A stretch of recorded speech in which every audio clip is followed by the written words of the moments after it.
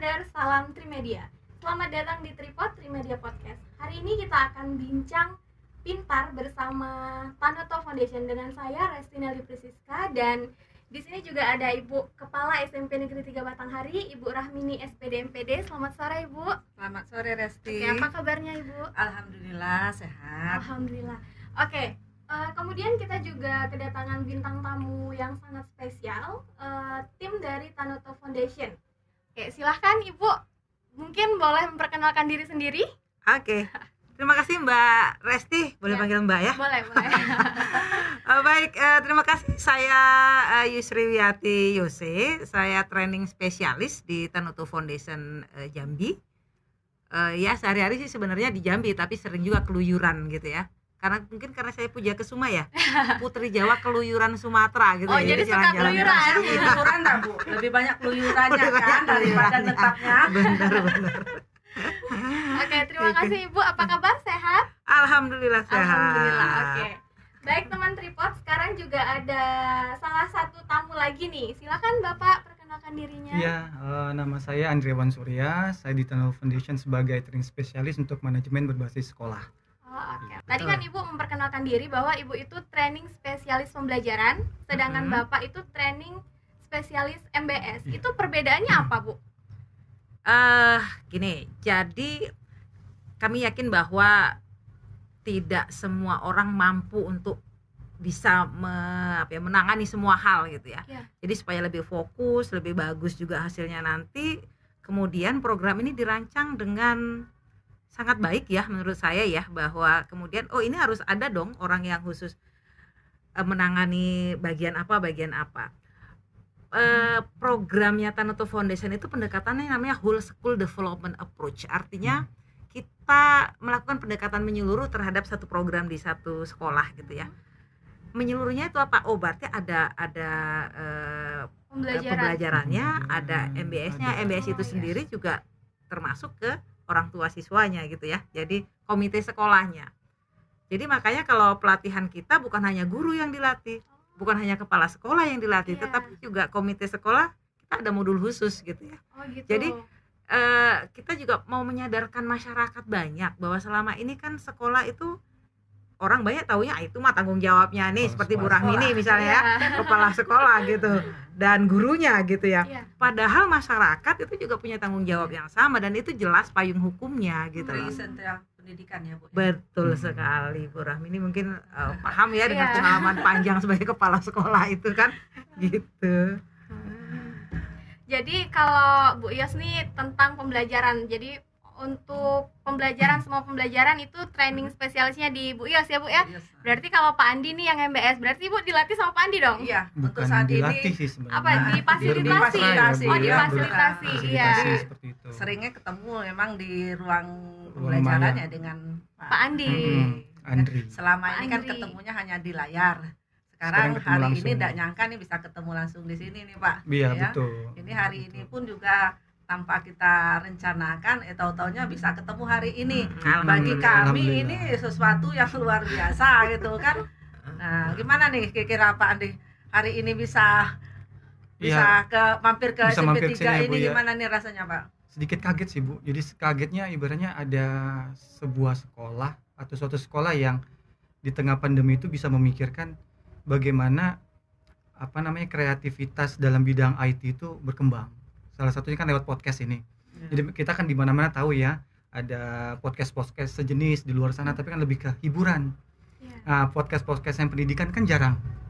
Nah, terutama kalau kita bicara masalah Provinsi Jambi, podcast yang diadakan di sekolah yang membicarakan tentang pendidikan, pembelajaran, itu kan jarang sekali. Jadi ketika Ibu Rahmini bercerita, Pak Andri saya ada podcast nih, nanti kapan-kapan kalau ke Batanghari mampir. Ya saya mau sekali gitu, saya pengen ngelihat apakah ada praktik baik yang kita bisa tularkan ke sekolah-sekolah yang lain seperti itu, karena hal itu juga bisa dikaitkan dengan manajemen berbasis sekolah. Di situ ada peran serta masyarakat, jadi bagaimana peran serta apa yang tadi Ibu Yos sebutkan, ada komite sekolah gitu kan. Jadi bagaimana sekolah tersebut tidak hanya mendayagunakan gurunya saja, tapi bagaimana juga segala sumber yang ada di sekolah tersebut bisa digunakan ya Bu ya. Ini saya lupa ini Bu, kemarin Ibu cerita ini bekas ruangan apa gitu. Ya, ruangan ini dulu awalnya ini dipakai untuk kegiatan yang tidak kelihatan fungsinya dengan baik. Dulu pernah dijadikan tempat buku-buku, itu limpahan dari buku perpustakaan yang belum sempat disusun, ini numpuk di sini. Kemudian buku-buku lama yang tidak terpakai lagi juga berserakan. Kemudian juga meja-meja kursi anak yang tidak dipakai, itu semuanya numpuk. Sehingga saya melihat ini ada peluang bagaimana memanfaatkan ruangan yang tidak efektif ini dijadikan sesuatu. Nah, jadi di awal saya baru dapat ide ini jadikan ruang tempat pelatihan guru-guru. Ya, akhirnya ya kami sulap. Memang aslinya dulu jadi ruang-ruang pelatihan. Saya beri namalah ini ruang multimedia. Nah, lama-lama berkembang ya, karena kita sering ikut pelatihan, apalagi di masa pandemi ini, cerita kita kan sering tentang bagaimana teknologi yang harus kita bangkitkan di masa pandemi demi pembelajaran anak-anak. Nah, kami baru terpikir lagi gimana nih dengan pelajaran yang ada kita berbuat sesuatu. Kebetulan kita dibantu, disupport oleh beberapa faktor yang memang memungkinkan saya bisa bergerak. Ada ide-ide kreatif dari guru-guru muda di sekolah ini. Kemudian saya lihat di Juknisbos sekarang ada Pak Andre anggaran untuk kegiatan atau ruang multimedia itu ada. Udah, saya dengan bermodal itu kita pelajari ini apa yang memungkinkan bisa kita lakukan ya. Alhamdulillah sampailah kita pada studio pembelajaran ini. Keren ya, kalau menurut saya sih keren banget karena gini. Di era pandemi ini ya, COVID ini kan banyak orang kehilangan ide, merasa putus asa gitu ya, nggak bisa ngapa-ngapain. Tapi luar biasa SMP Negeri 3 Batanghari ini apa ya, bisa muncul ide podcast gitu ya, bahwa sesuatu yang memang sekarang tengah digandrungi, tengah banyak dilakukan orang dengan berbagai macam cara dan kalangan, dan biasanya kalangan artis yang banyak ya yang punya podcast gitu. Ini luar biasa gitu. Dari mana sih Bu idenya muncul ini? Iya. Kok podcast yang dipilih gitu loh? Kebetulan di SMP 3 ini ada beberapa guru muda. Kalau kita bilang sekarang guru-guru milenial. Nah, dari mereka lah saya dapat ide. Ya, dapat ide untuk mulai dari teman guru senior di sini lah, dari Pak Aryadi selaku guru TIK di sini. Kemudian ditambah ada guru baru Pak Opes, kemudian teman-teman yang lain yang punya pengalaman juga, pernah bekerja di radio gitu kan. Nah, kemudian mereka mengajukan diskusi dengan saya, gimana Bu kalau kita ajukan ini. Saya memang backgroundnya juga dari pendidikan. Waktu kuliah dulu saya selesai S2-nya itu di program teknologi pendidikan. Memang nyambung. Saya memang mungkin kebetulan memang suka dengan hal-hal yang seperti ini. Selama ini kan tidak ada pendukungnya Pak, nggak tersalurkan. Tapi dengan adanya ini ya udah, ini cocok dan alhamdulillah ya semuanya bisa mensupport. Kemudian kondisi kita yang memaksa mempercepat ini terrealisasi. Kemudian juga yang tidak kalah pentingnya ini kan kita sering dengar keluhan orang tua nih Bu, anaknya udah malas belajar, anaknya hanya main game saja, mau ke lapangan nggak boleh. Anak-anak yang biasanya SMP 3 ini kan terkenal dengan olahraganya nih, semuanya tidak boleh ya. Nah, ini gimana ini? Gimana kita bisa tetap membuat anak berkreasi, beraktivitas, menyalurkan hobi dan prestasinya, tapi tidak di lapangan. Nah, kita sesuaikan dengan kondisi saat ini pandemi ya, nampaknya di bidang teknologi yang memungkinkan. Udah, kita jalani. Ada ini nggak Bu? Misalnya kan tadi kan guru-guru milenial tuh yang berinisiatif. Kalau kita bicara guru senior misalnya itu Bu, ada nggak apa namanya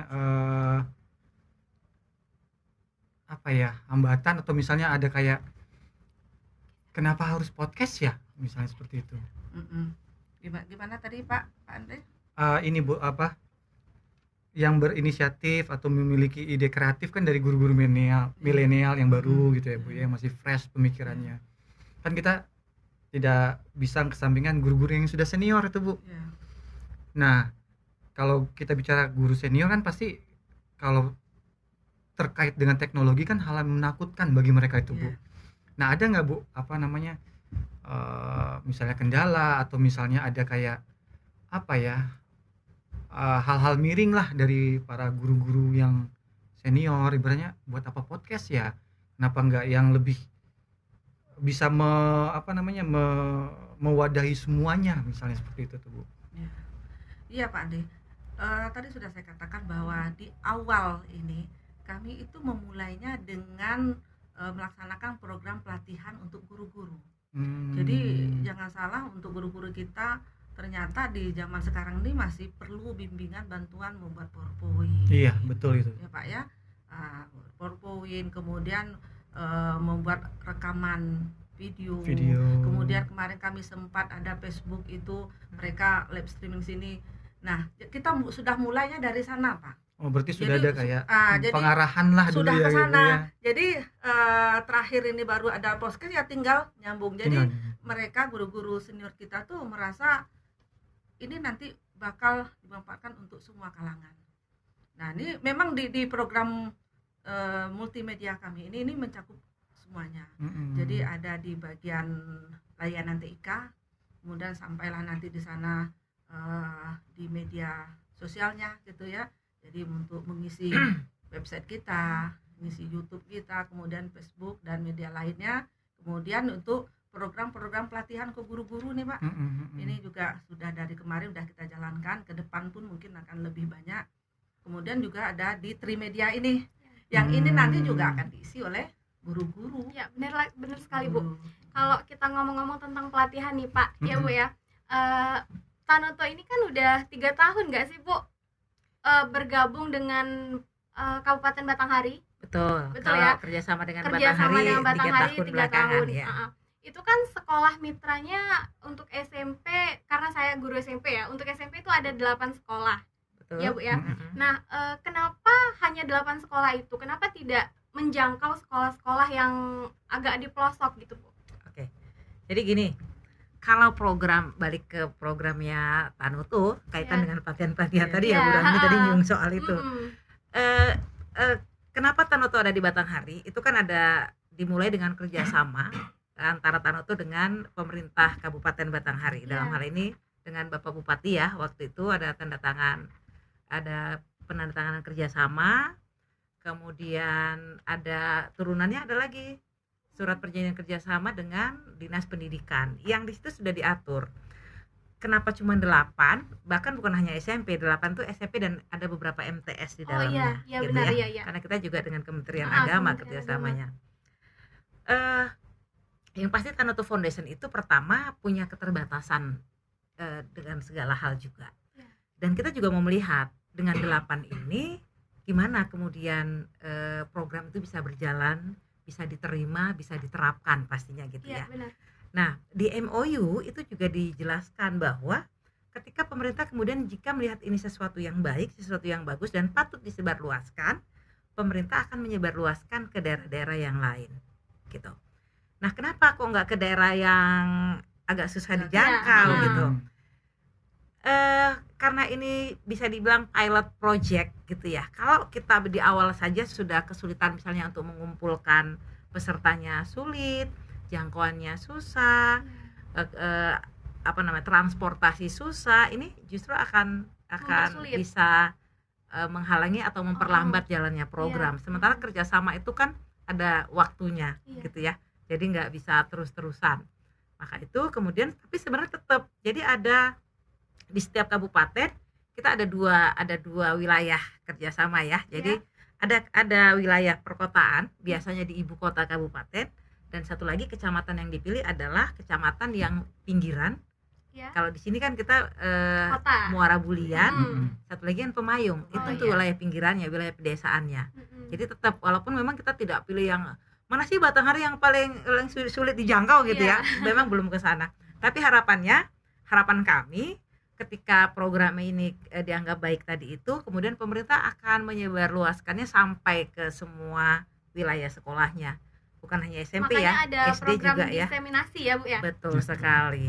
Jadi lewat program diseminasi itu kita berharap pemerintah menyebarluaskan. bisa macam-macam forumnya ya, bisa MGMP kalau di SMP, ada KKG kalau di SD, atau boleh forum-forum yang lain, untuk MKKS untuk kepala sekolahnya gitu ya. Jadi cukup rancangannya memang sudah diatur sedemikian rupa gitu Mbak Lesti. Oke. Dan ini ya Bu ya, Tanoto ini kan sering sekali kita dengar kata-kata pintar. Saya bingung nih Bu, pintar ini yang maksud pintar ini apa? Singkatan kah? Sama atau iya, bingung nggak Bu? Ibu juga pengen nanya itu sebenarnya. Kenapa sih menggunakan kata pintar? Ini kata pintar akronim dari sesuatu atau apa nih Bu? Ya, oke. Pintar. Kita memang orang-orang pintar ya di situ ya. Gini. Itu nama program, itu akronim, tapi saya jelasin sedikit bahwa selain pintar, Tanoto itu punya 2 program yang lain. Ada namanya sigap, ada namanya teladan. Jadi program itu sigap, pintar, teladan. Itu sebetulnya tahapan juga. Ya. Sigap itu sebetulnya akronim juga, tapi saya nggak hafal karena nggak di situ ya. Ini programnya untuk anak-anak usia dini. Sayang tidak ada di Jambi, belum masuk ke Jambi. Jadi programnya saat ini ada di Banten sama provinsi mana gitu ya, saya lupa. Kemudian masuklah pintar. Setelah anak-anak tadi itu udah disiapin, yang kemudian jenjang berikutnya sekolah dasar, kemudian SD SMP itu programnya program pintar namanya. Apa sih pintar itu gitu ya? Program pintar. Kita memang semua pintar-pintar gitu ya. SMP Negeri 3 ini juga pintar-pintar, makanya kemudian muncul podcast ini kan karena orang-orang pintar yang ada di dalamnya itu. Pintar itu kepanjangan dari pengembangan inovasi untuk kualitas pendidikan. Catat. Pengembangan inovasi untuk kualitas pendidikan. Kok baru sekarang saya dengar ya Bu ya? Apa dulu saya enggak nyimak ya waktu penjelasan nanti Ibu browsing lagi Bu ya. Kunjungi lagi websitenya. Udah terjawab itu Foundation. Sudah terjawab. Nah, saya mau nanya nih ke Ibu atau Bapak. Udah 3 tahun kami di Batanghari menjadi sekolah mitranya program Pintar Tanoto ini. Nah, pertanyaan saya itu Bu, sudah 3 tahun ini kira-kira evaluasi dari pihak Noto pencapaian program ini di wilayah Batanghari, kalau kita dalam angka-angka ini udah berapa persen ini ketercapaiannya? Oke. Kalau ngomongin Batanghari secara umum gitu ya, kita kan ada evaluasi rutin yang dilakukan gitu ya. Jadi ketika kami mengatakan bahwa Batanghari itu statusnya di sini nih, itu nggak asal ngomong atau hanya dari lihat. Jadi memang ada survei rutin yang dilakukan gitu. Nah sekarang ini memang tahapan Tanoto Foundation tengah melakukan penilaian ya, semacam assessment gitu. Jadi tahun depan itu sudah akan ada kabupaten yang apakah dia kalau sekolahnya lulus dan nggak lulus gitu ya. Kalau yang lulus mau diapain, yang nggak lulus mau diapain. Itu sekarang sudah tahun depan akan dulu yang akan pernah ke situ. kami ngisi surveinya itu termasuk itu ya Bu ya. Salah satunya dari situ gitu ya. Jadi bagaimana, kan ada beberapa aspek ya yang dilihat ya. Kemudian dari hasil itu akan dikategorikan. Ini Batanghari secara umum kategorinya dia masih butuh maintenance lagi gitu misalnya, masih butuh didampingi lagi misalnya untuk program-program berikutnya. Wah ini ternyata udah bagus banget ini, udah bisalah agak-agak ditinggalkan sekian persen, pendampingannya sedikit saja gitu. Atau wah ini mau diapain lagi ya gitu. Tapi saat ini alhamdulillah sih Batanghari capaiannya kalau kita lihat nilai gitu sudah cukup baik sih Bu ya. 70%, 80% lah gitu ya capaiannya ya. Jadi ya kalau sudah baik, apalagi baik sekali, artinya kita akan lebih sering lebih jarang ketemu nantinya gitu ya. Karena sudah baik. Tapi tidak bakal dilepaskan Bu. Tidak akan dilepas begitu saja. Tapi memang sebuah program itu dimanapun berada tidak akan selamanya bisa ada di satu tempat. Biasanya di jangka waktu tertentu secara perlahan itu akan bukan ditinggalkan juga sebetulnya, cuman pendampingannya dikurangi dari 100% misalnya ke 75, kemudian tahun berikutnya dikurangi lagi gitu, sampai akhirnya diharapkan mandiri gitu. Karena tapi program ya, itu selalu kami begitu. merasa untuk saat ini kami masih butuh banyak bimbingan. Kenapa? Situasi yang ke depan kita ini kan masih belum stabil ya Pak. Jadi bagaimana nanti pola pembelajaran kita.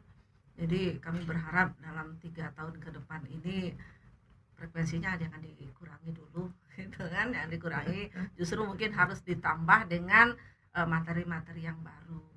Ya mudah-mudahan lah, kita kan masih punya beberapa modul yang akan dilatihkan ya, dan ketika proses pelatihan kemudian implementasi, evaluasi, mentoringnya itu juga butuh waktu Bu. Jadi enggaklah secepat itu kita akan say goodbye gitu, enggak Ya, gitu. gitu aja. Kami yang merasa butuh ini sekarang gitu kan.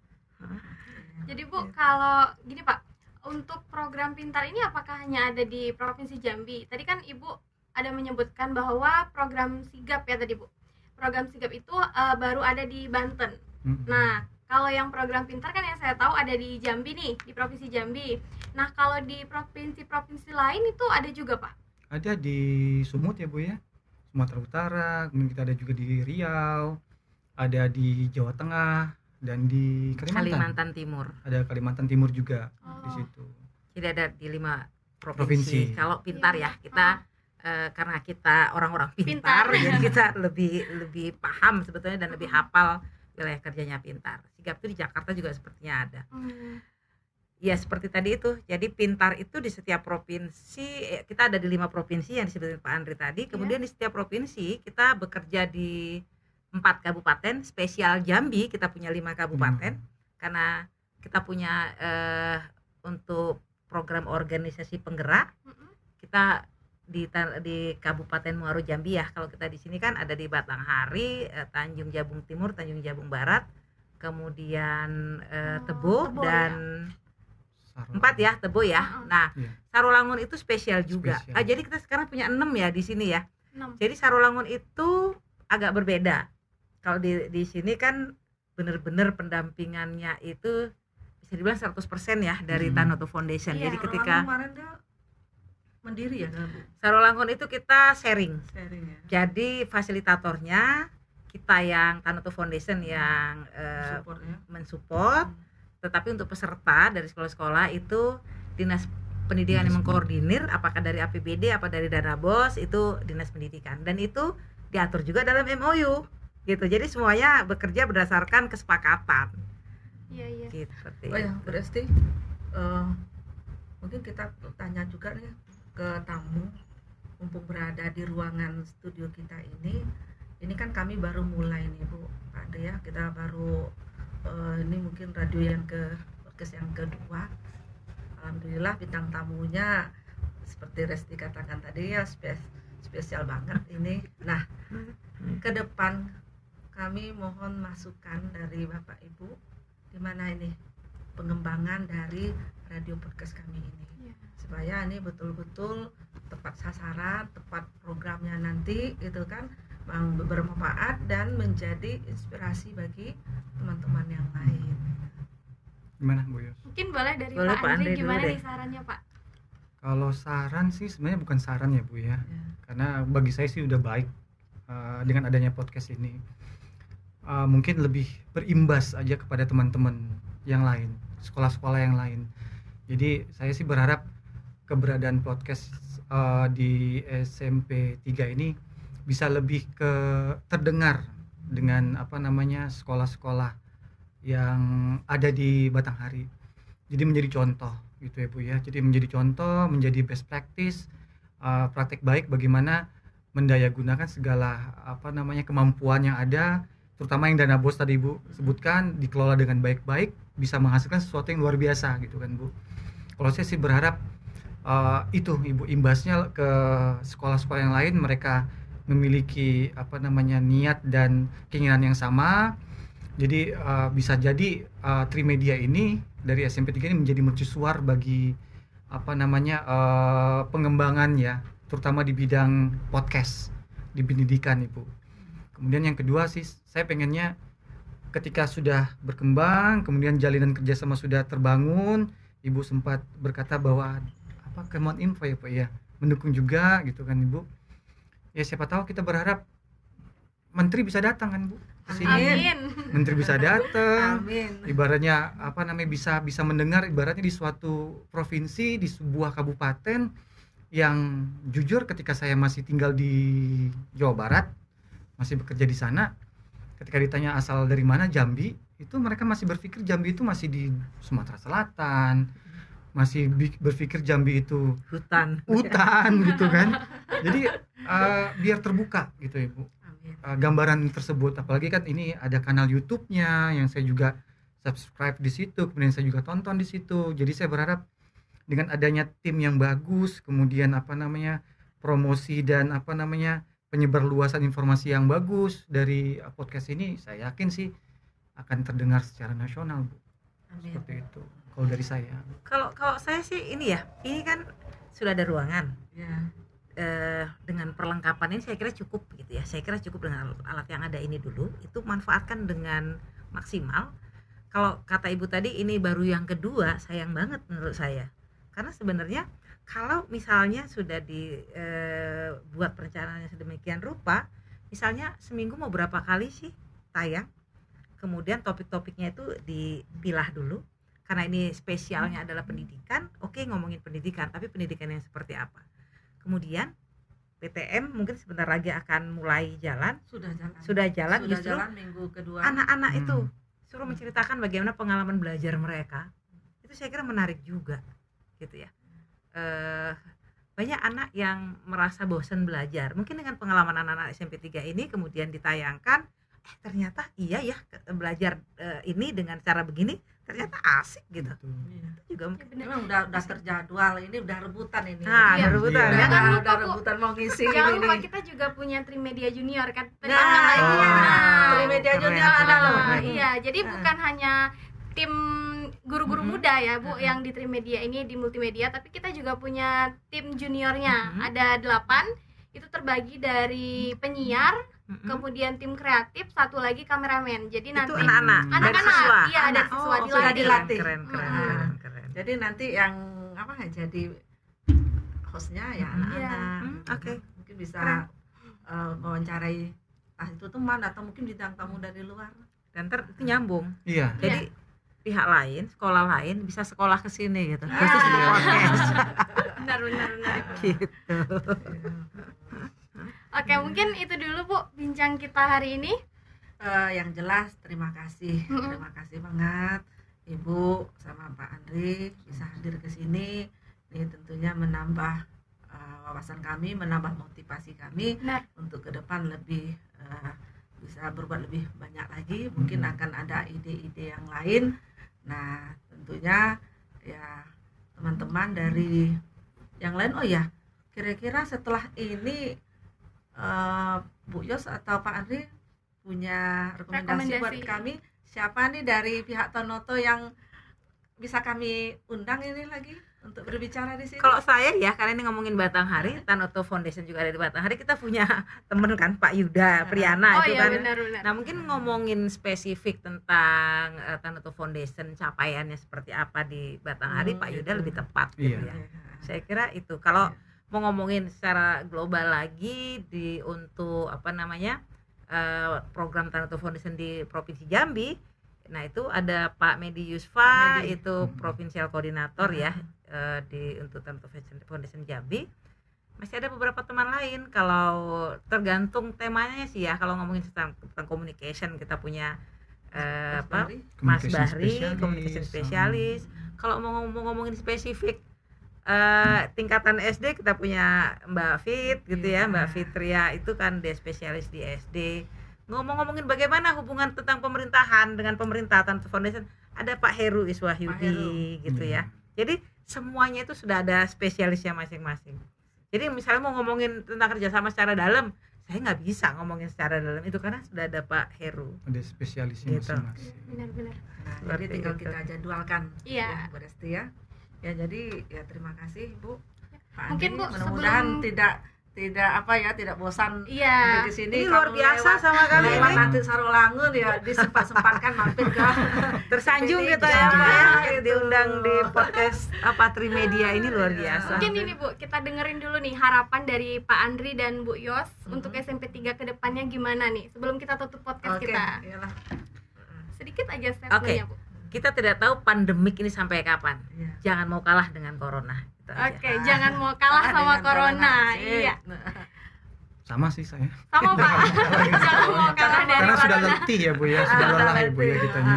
Kita lawan Pak corona Iya, ya. kita lawan corona harus sama-sama. dilawan gitu ya. Betul. Teman Tripod, itu saja pembahasan kita hari ini. Kita ketemu lagi di episode selanjutnya. Jangan lupa like, comment, subscribe, and share sebanyak-banyaknya. Sekian dari kami. Wassalamualaikum warahmatullahi wabarakatuh. Salam Trimedia. Bye bye.